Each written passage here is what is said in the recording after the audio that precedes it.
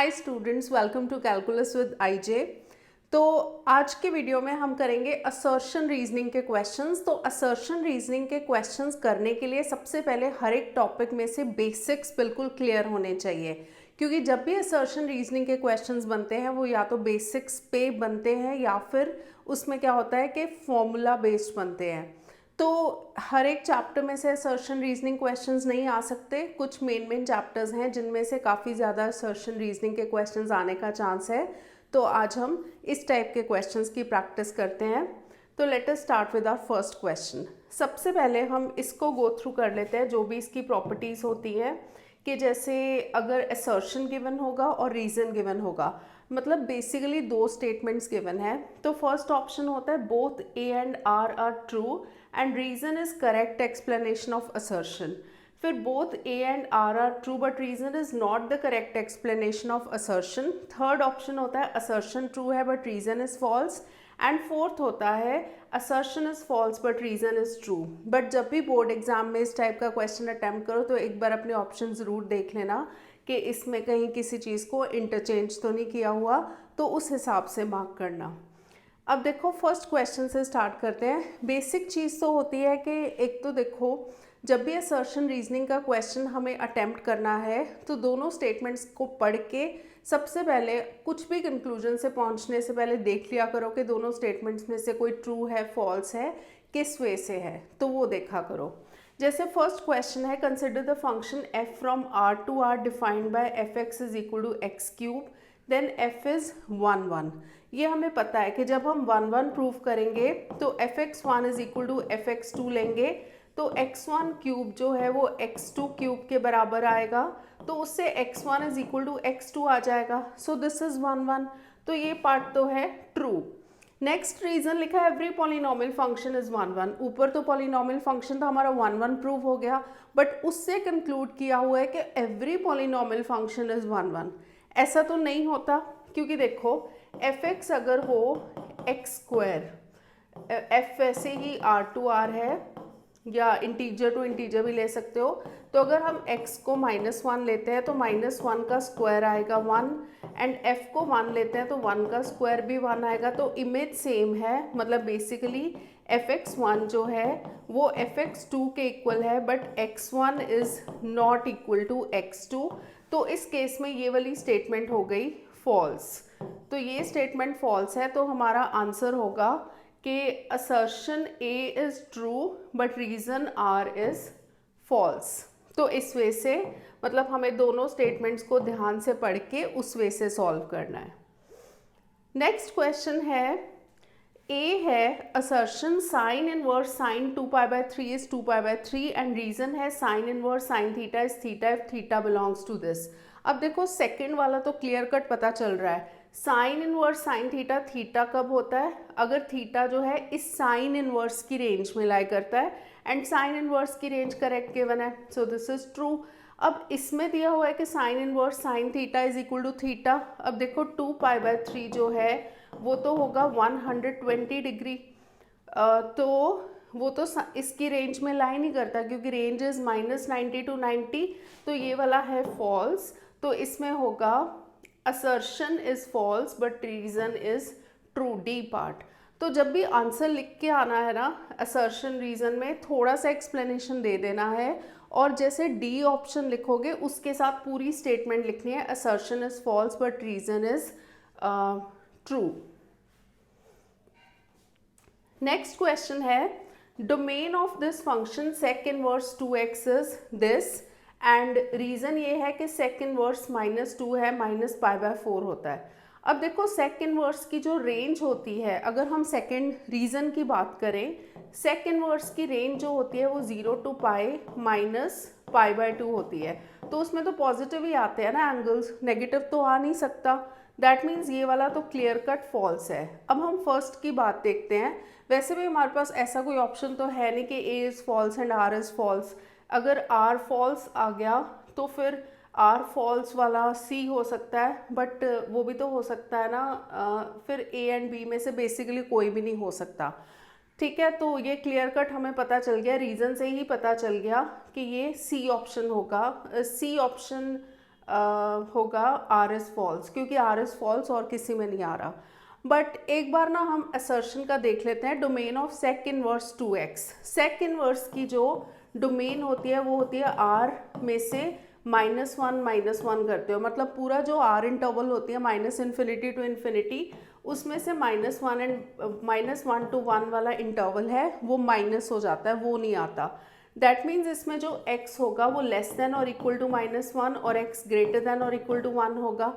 But यहाँ पे है सेक इनवर्स 2x, तो 2x लेस देन और इक्वल टू -1 और 2x ग्रेटर देन और इक्वल टू 1 होगा। That means x is less than और इक्वल टू -½ और x इज ग्रेटर देन और इक्वल टू ½ तो -∞ to -½ और मतलब यूनियन ½ to ∞, तो दिस इज ट्रू।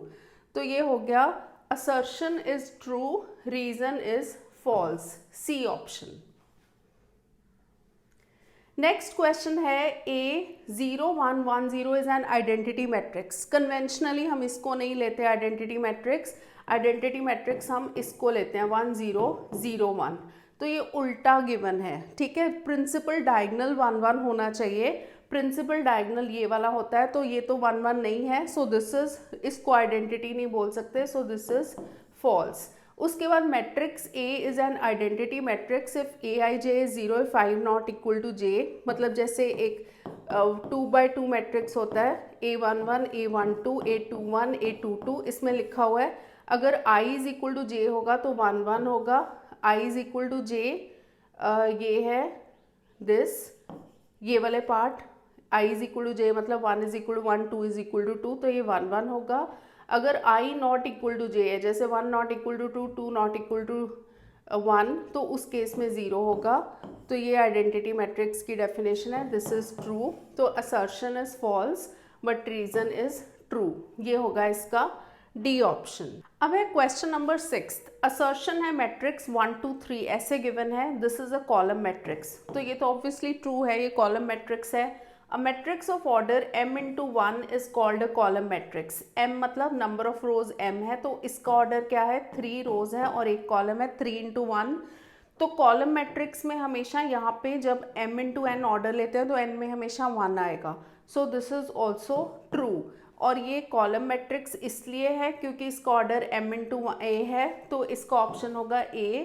मतलब both assertion and reason are true and reason is the correct explanation of assertion।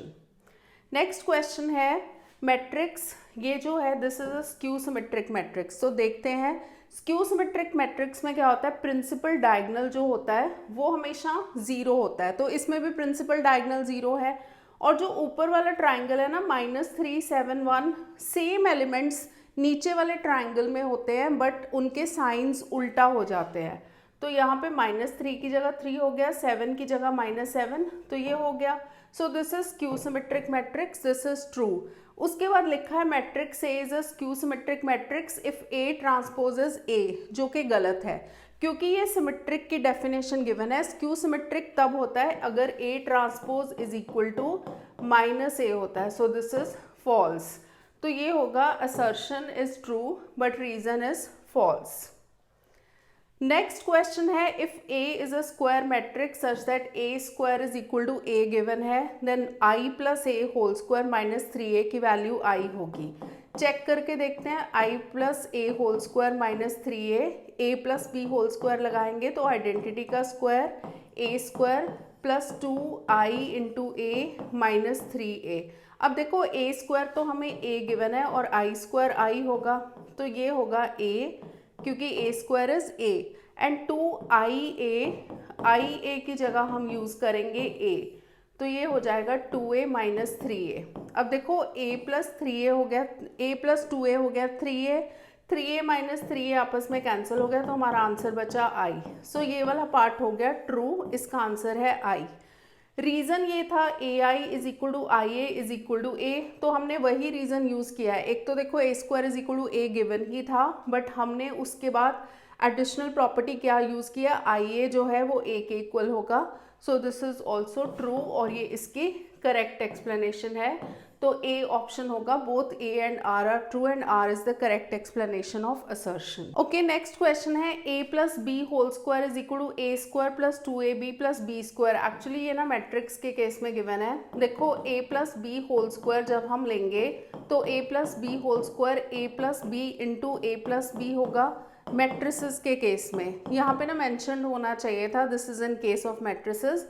तो A के साथ ए हो जाएगा A square, a into B is A B, b into A B A होगा plus B square. तो A B is equal to B A तो है नहीं ना, तो यहाँ पे A B is equal to B A, क्योंकि matrix multiplication is not commutative. अगर A B is equal to B A होता है तो उसी केस में हम 2ab लिख सकते हैं, बट हम अपने आप से अज्यूम नहीं कर सकते क्योंकि matrix multiplication is not commutative, so this is not equal to 2ab। तो ये वाला स्टेटमेंट तो है फॉल्स। रीज़न है in general A B is not equal to B A, तो A B is not equal to B A क्योंकि ये भी ट्रू है।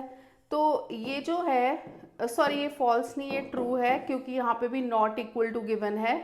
तो A plus B whole square not equal to A square plus 2ab plus B square which is true, और ये भी true है। तो इसमें ये इसी वजह से ये जो असर्शन फॉल्स क्यों है, क्योंकि A B is not equal to B A होता है, मतलब इसका रीज़न करेक्ट है। तो both A and R true and reason is the correct explanation of assertion. Okay, अब हम करते हैं नेक्स्ट क्वेश्चन। अगर ये वीडियो यूजफुल लग रहा है तो प्लीज़ एक लाइक ज़रूर कर देना, this gives a lot of motivation. तो अब यहाँ पे लिखा है assertion matrix A is singular then lambda is equal to 4। Singular matrix क्या होता है? सिंगुलर मैट्रिक्स होता है जिसके लिए डिटर्मिनेंट ए इज 0। तो for singular matrix determinant A is 0। तो इसका डिटर्मिनेंट निकालते हैं, 2 3 4 5 लैम्डा प्लस 2 8 10। तो मैं फर्स्ट रो से एक्सपैंड कर रही हूँ। तो जब इसको फर्स्ट रो से एक्सपैंड किया तो ये 1 इंटू 0 आया which is 0, -3 into -4 plus 12 -2 lambda -4, 12 -4 हो गया 8 -2 लैम्डा, क्योंकि हमने डिटर्मिनेंट ए को 0 लिया था, so this is equal to 0, -2 lambda हो जाएगा -8, तो लैम्डा की वैल्यू हो जाएगी 4। तो यहाँ पे लिखा था matrix A singular lambda is 4, this is true. तो क्योंकि मैट्रिक्स सिंगुलर मतलब determinant A is 0, if A is a singular matrix then determinant A is 0, यही हमने यूज किया है। दोनों ट्रू है और जो आर है this is correct explanation of A, तो ये होगा ए ऑप्शन। नेक्स्ट है if every element of a 3x3 order determinant of value delta. अब देखो 3x3 ऑर्डर है तो उसमें टोटल 9 एलिमेंट्स होंगे, उसके हर एक एलिमेंट को हमने 5 से मल्टीप्लाई किया है, then value of new determinant 125 times original determinant होगी।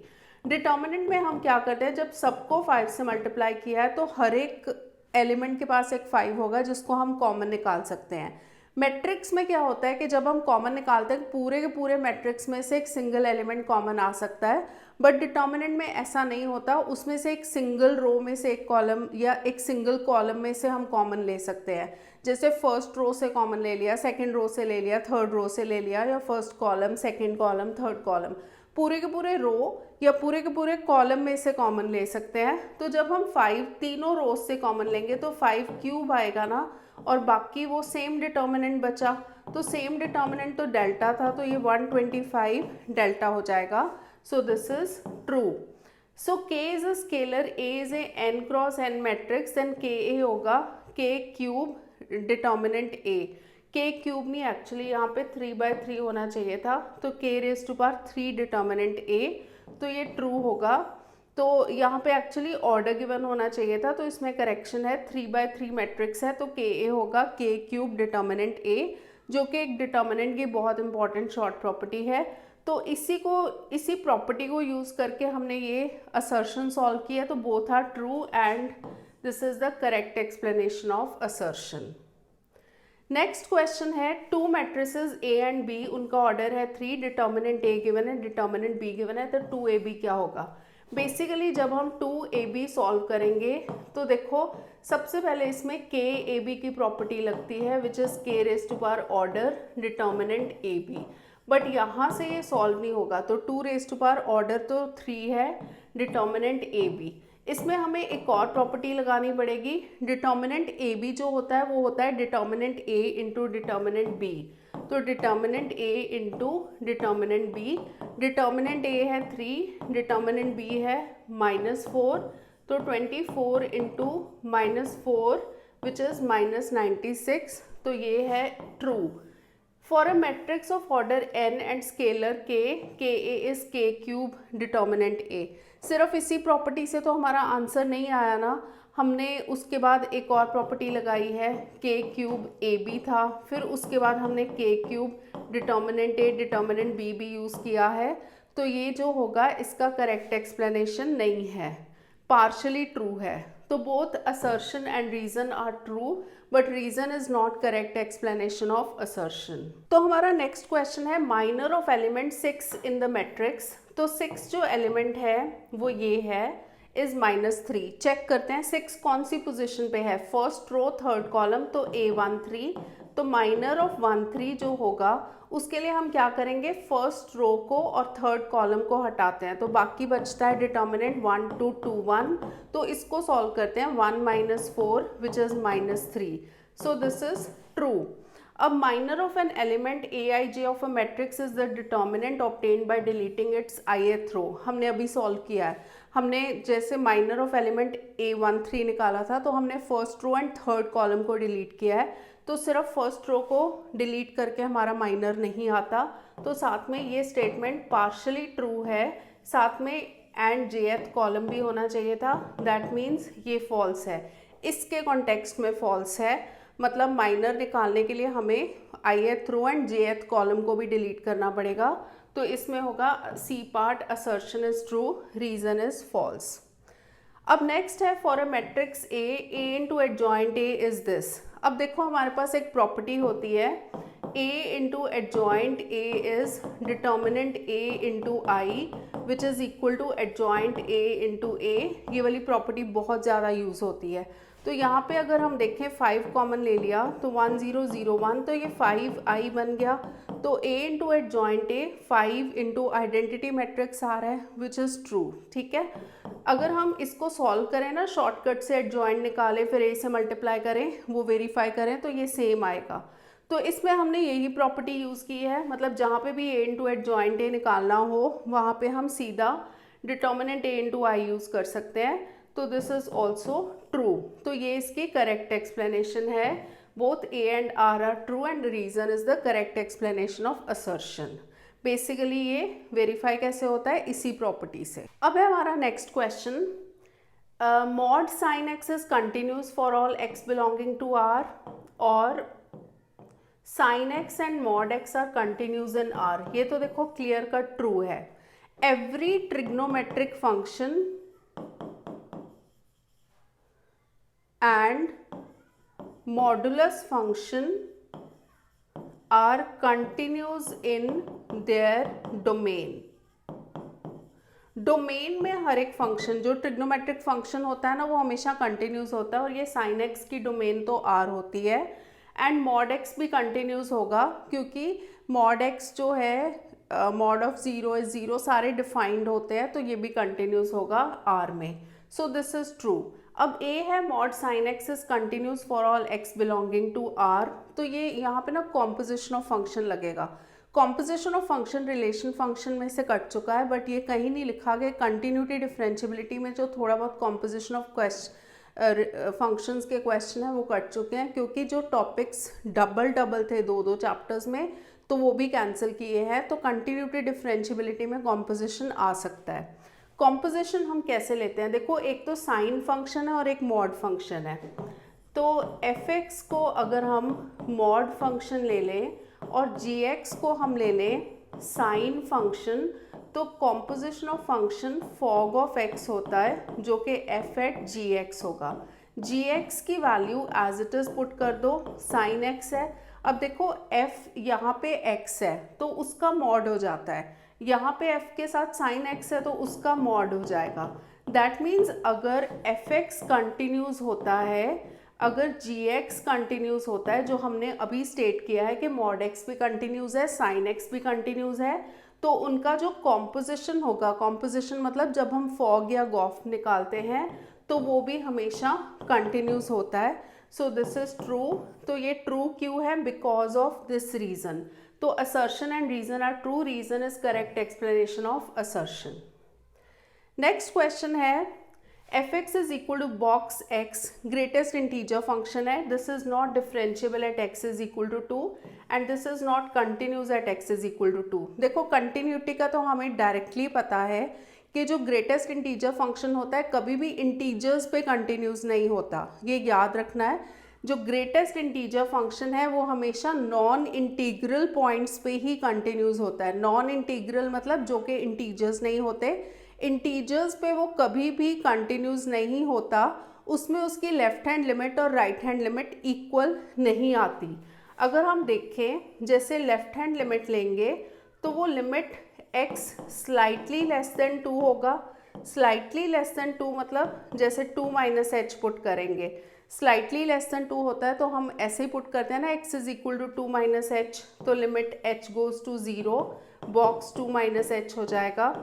तो 2 माइनस एच जो है वो 2 से छोटा है, दैट मीन्स वो 1 एंड 2 के बीच में लाई करता है, राइट। 2 से छोटा जैसे 1.9 है तो 1 एंड 2 के बीच में लाई करेगा, तो इसकी वैल्यू 1 होगी।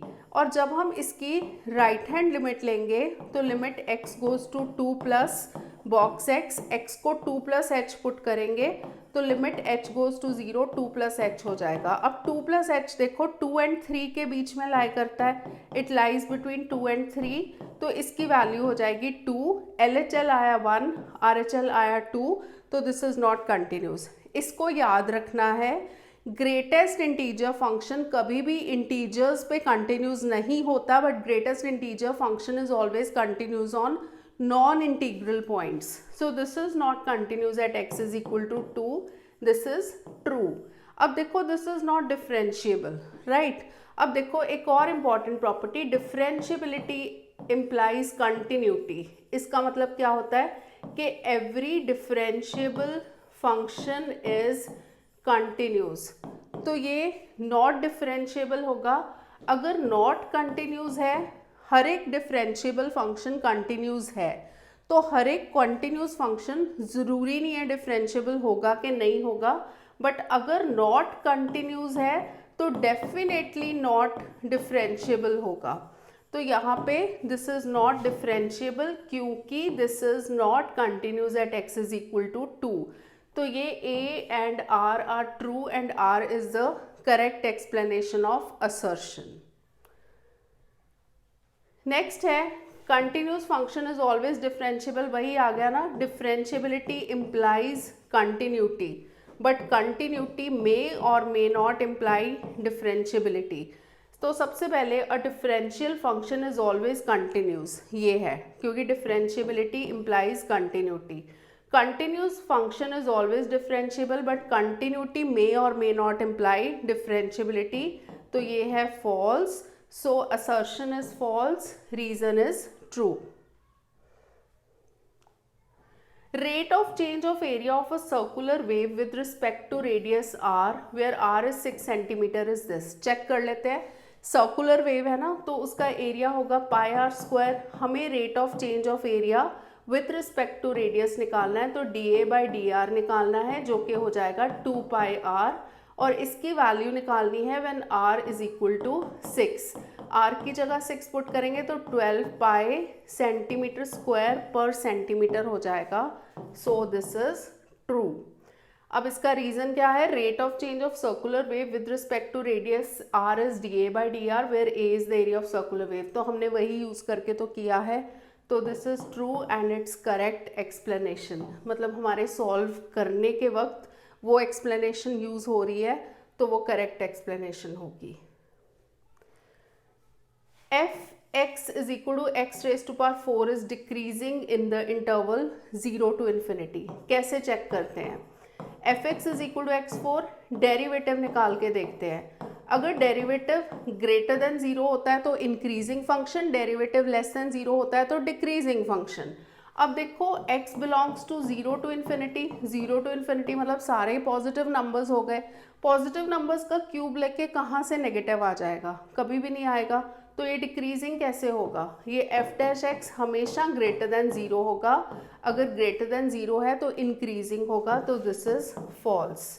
Any function y is equal to fx is decreasing if dy by dx is less than 0. This is true. तो हमारा assertion is false but reason is true. तो हमारा next question है area under the curve y is equal to 1 upon x x-axis and between limits x is equal to 1 and x is equal to 3 is log 3 square units.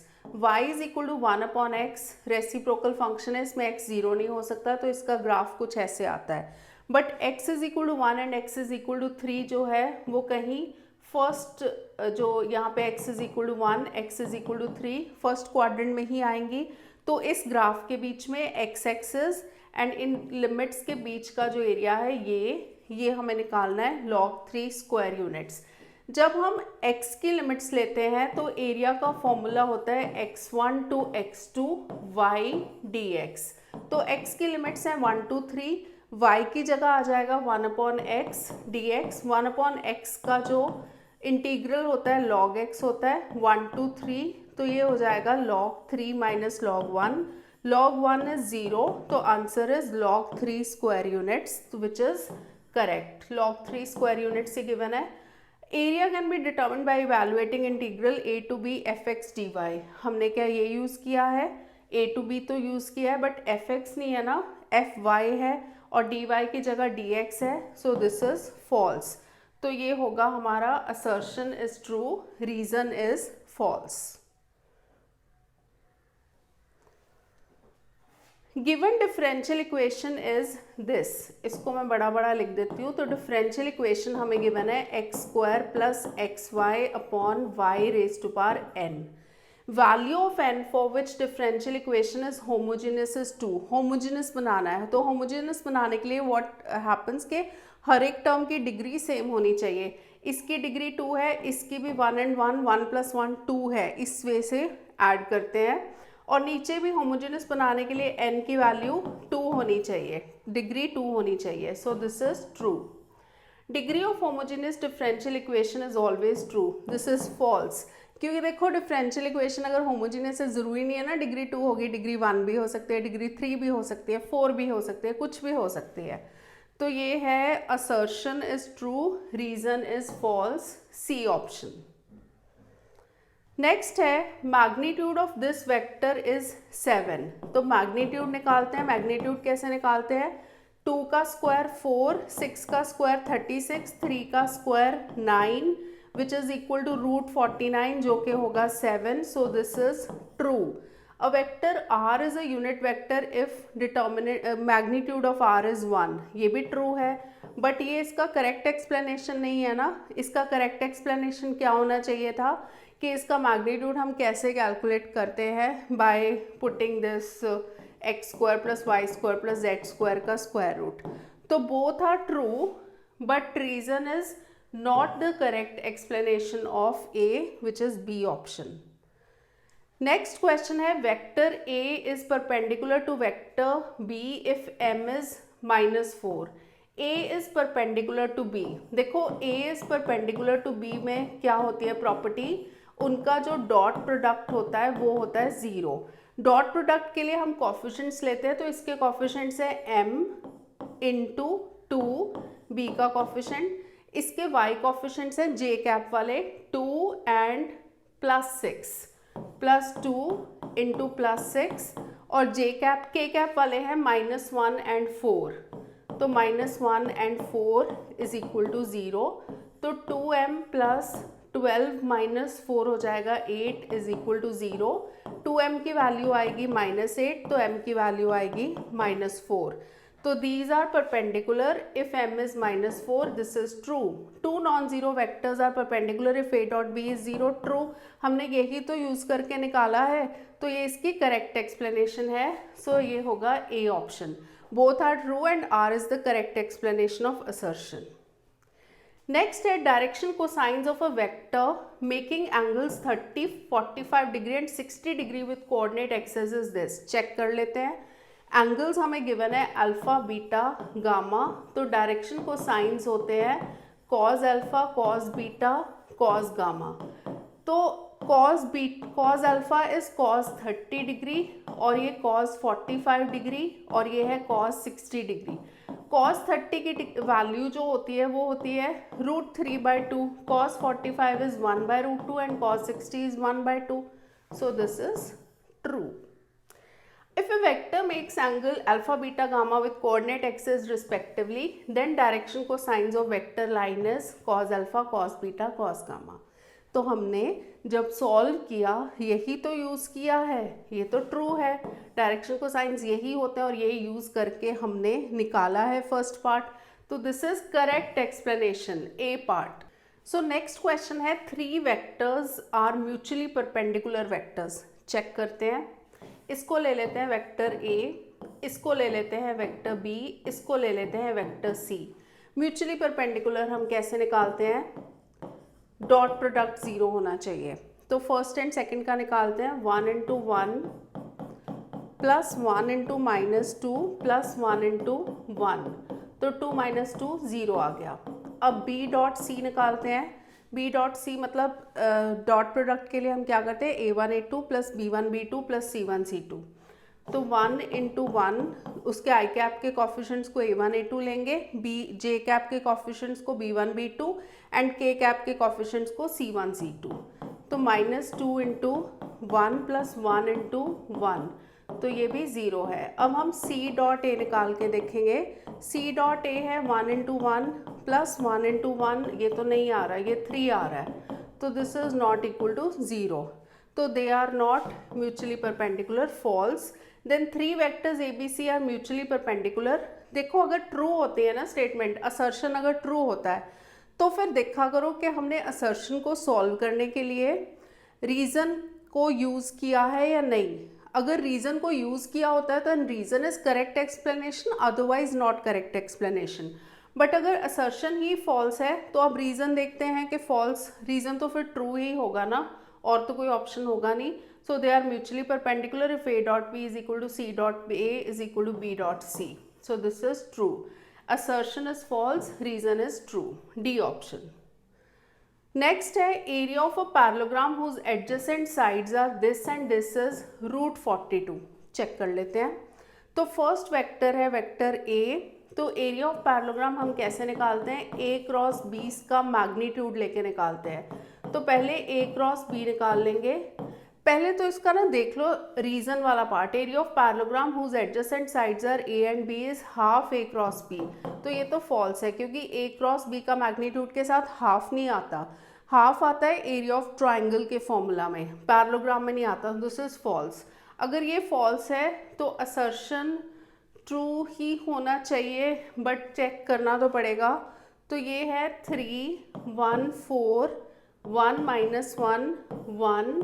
जब हम इसका cross product लेंगे 1 + 4 5 minus जे cap 3 - 4 -1 plus के cap -3 -1 -4, तो ये आया 5 आई cap plus जे cap -4 के cap.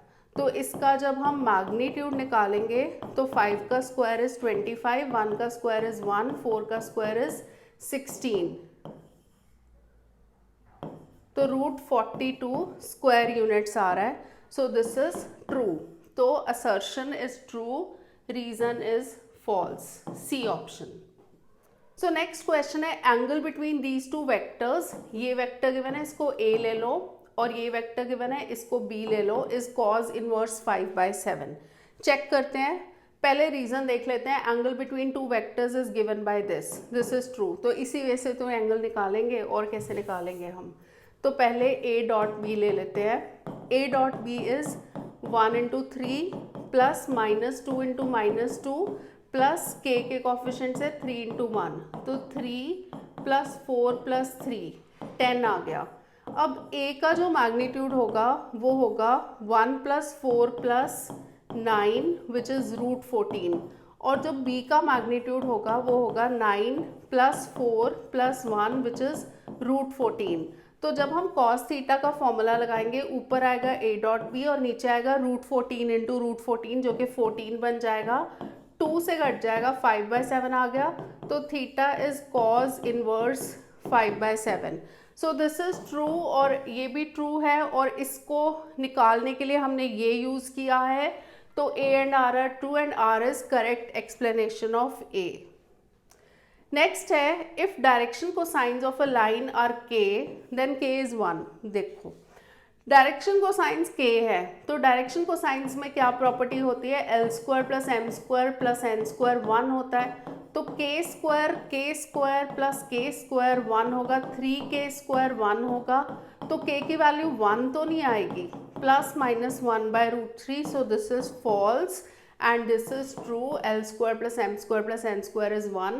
तो assertion is false, reason is true। तो इस क्वेश्चन में है, assertion है the acute angle between this line and x-axis is π/4। Line के हमें डायरेक्शन रेशियोज चाहिए। डायरेक्शन रेशियोज ऑफ लाइन जो है उसको ले लो, a1 b1 c1। तो ये है, देखो लैम्डा इंटू आई कैप माइनस जे कैप है, तो 1 -1 और k कैप का वाला कोफिशिएंट 0 है। एंड x एक्सिस के डायरेक्शन रेशियोज क्या होते हैं, direction ratios of x axis होते हैं 1 0 0। तो ये हो जाएंगे a2 b2 c2। हमें दोनों के बीच में एंगल निकालना है cos थीटा। तो फॉर्मूला क्या होता है, a1 a2 + b1 b2 + c1 c2। यही तो लिखा हुआ है नीचे सेकंड वाले में, और √a1² + b1² + c1² into √a2² + b2² + c2²। तो जब हम ऊपर a1 a2 मतलब बेसिकली डॉट प्रोडक्ट ही ले रहे हैं, तो 1 × 1 1 -1 × 0 0, और यहाँ पे भी 0 × 0 0 1 हो जाएगा। और नीचे √a1² + b1², 1 का स्क्वायर 1, 1 का स्क्वायर 1, √2 हो जाएगा। और सेकंड वाले के केस में सिर्फ √1 ही होगा। तो ये आएगा बेसिकली 1/√2। 1/√2 होता है cos π/4, तो थीटा की वैल्यू आएगी π/4। तो दिस इज ट्रू। अब acute angle theta between lines is given by cos theta, यही ट्रू है। इसी को तो यूज़ करके हमने अपना आंसर निकाला है। तो assertion and reason are true and reason is the correct explanation of assertion A। तो इसी तरह से असर्शन रीजनिंग वाले क्वेश्चंस करने हैं, उसके लिए बेसिक्स बिल्कुल क्लियर होने चाहिए, और दोनों स्टेटमेंट्स को ध्यान से पढ़ के और सॉल्व करके देखना है। जस्ट उसमें गेस वर्क नहीं करना, ध्यान से ऑप्शन को मार्क करना है। तो I hope you like the video. तो please don't forget to like, share and subscribe, and thank you for watching.